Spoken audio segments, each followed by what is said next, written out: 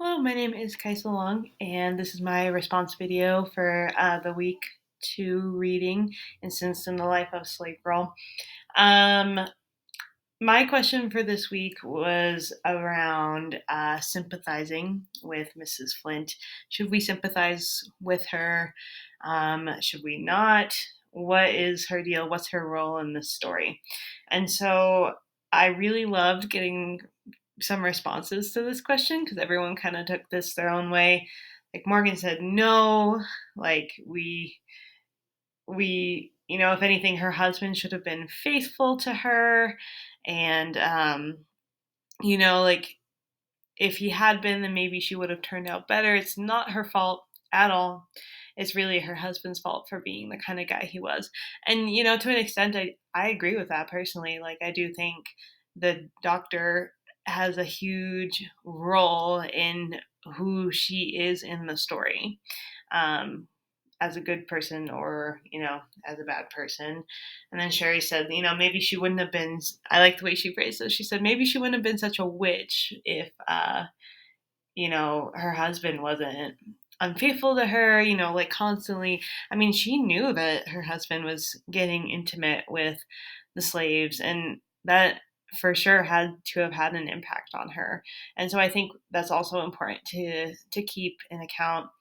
I think, me personally, I just wonder if she was a product of her time, and how much can we blame people for being products of their time and how much can we hold them accountable for?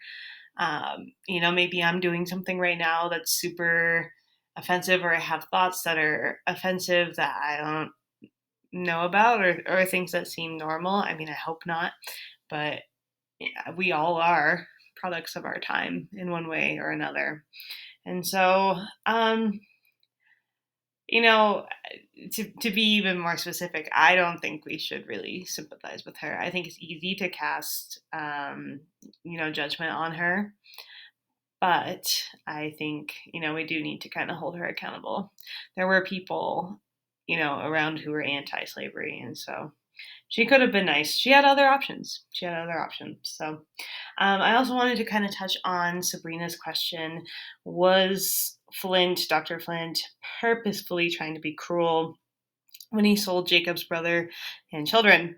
I really like this question because it kind of corresponded with mine. And, the short answer for me is yes. Literally everything he did, he was trying to be cruel.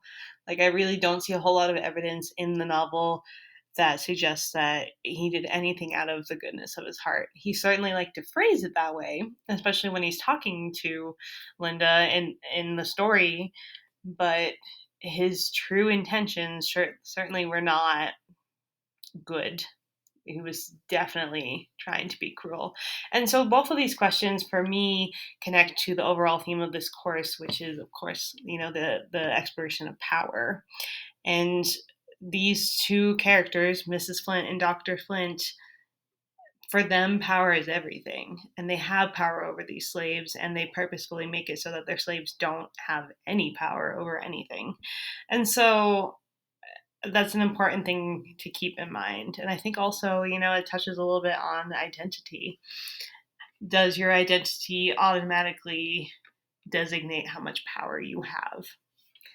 And I'd like to say it doesn't, that no matter what your skin color is, no matter your gender, socioeconomic status, whatever, however much power you have in society is not dependent on that, but there is just so much evidence that it's all related. And so my hope would be that we can, as a society, move past that in the future. Thank you.